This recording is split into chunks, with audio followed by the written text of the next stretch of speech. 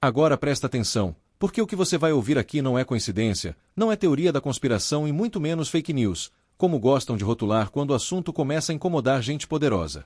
O que está acontecendo no Brasil hoje é uma sucessão de fatos graves, denúncias, investigações e sinais claros de que algo muito maior está por trás das cortinas do poder. A CPMI do INSS nasce em meio a um cenário de desconfiança generalizada.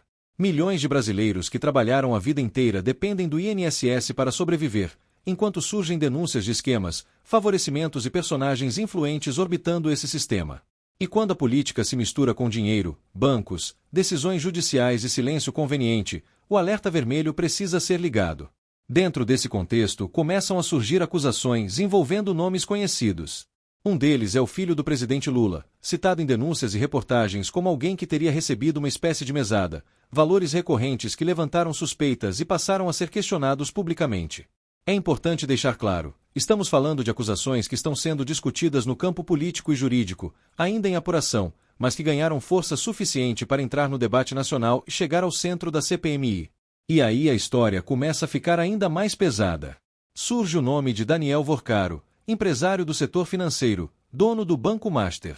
Segundo informações que circularam amplamente nos bastidores de Brasília e na imprensa, Vorcaro teria sinalizado disposição para colaborar com as investigações e entregar todo o esquema do qual teria conhecimento. Quando um banqueiro diz que vai falar tudo, não é pouca coisa.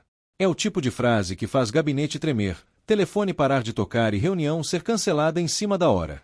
O mais impressionante é o que veio depois.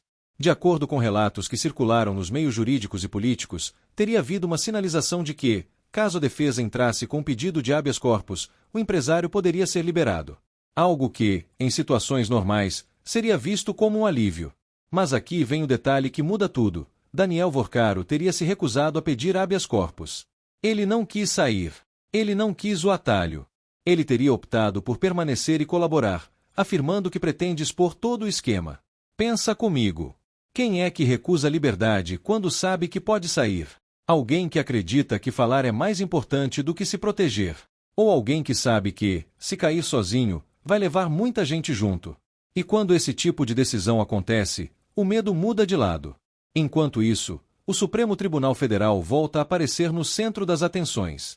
Não por unanimidade, não por decisões técnicas apenas, mas por uma percepção cada vez maior de proximidade entre poder político, interesses econômicos e o topo do judiciário. Para muita gente, a sensação é de que existe um sistema de proteção informal, onde alguns são julgados com lupa e outros com pano quente. Tudo isso acontece enquanto o país enfrenta uma crise social evidente. Milhões de brasileiros passando fome, endividados, vivendo de auxílio, bico ou favor. E é nesse cenário que surge mais um capítulo que revoltou grande parte da população. A Escola de Samba Acadêmicos de Niterói anuncia como enredo do carnaval a vida de Lula. Não é uma metáfora, não é algo abstrato. É a trajetória política e pessoal de um presidente em exercício sendo celebrada em pleno carnaval. Para alguns, isso é cultura. Para outros, é propaganda política disfarçada de festa popular. A senadora Damares Alves entra em cena e protocola uma denúncia formal, alegando propaganda eleitoral fora de época. Segundo ela, dinheiro público estaria sendo usado para promover politicamente uma figura que já ocupa o cargo mais alto do país. E o valor citado assusta: mais de 12 milhões de reais destinados ao Carnaval do Rio de Janeiro. 12 milhões. Enquanto isso, hospitais sofrem com falta de recursos, pessoas fazem vaquinha para comprar remédio, famílias disputam osso em fila de açougue e aposentados do INSS contam moedas para pagar contas básicas. A pergunta é inevitável: isso é prioridade? Defensores do governo dizem que carnaval gera empregos, movimenta a economia e fortalece a cultura. Críticos respondem que cultura não pode ser usada como cortina de fumaça para autopromoção política, ainda mais quando há indícios de irregularidades sendo investigadas em várias frentes. E é aí que tudo se conecta. CPMI do INSS. Denúncias envolvendo familiares do presidente. Um banqueiro dizendo que vai abrir o jogo. STF sendo citado em bastidores sensíveis. Carnaval bancado com milhões do dinheiro público, exaltando a figura central desse mesmo sistema. Nada disso acontece no vácuo. A política brasileira sempre foi marcada por alianças improváveis, silêncio estratégico e narrativas cuidadosamente construídas. Mas quando peças demais começam a se mover ao mesmo tempo, fica difícil controlar a história. O que estamos vendo agora pode ser apenas o começo de algo muito maior. Ou pode ser mais um capítulo que será abafado, esquecido e substituído por uma nova polêmica na semana seguinte. Tudo vai depender de até onde essas investigações vão, quem realmente vai falar e quem será protegido. E aqui vai a reflexão final. Quando alguém decide não pedir habeas corpus porque quer contar tudo, o sistema inteiro entra em modo de defesa. Porque verdades, quando vêm à tona, não escolhem lado político.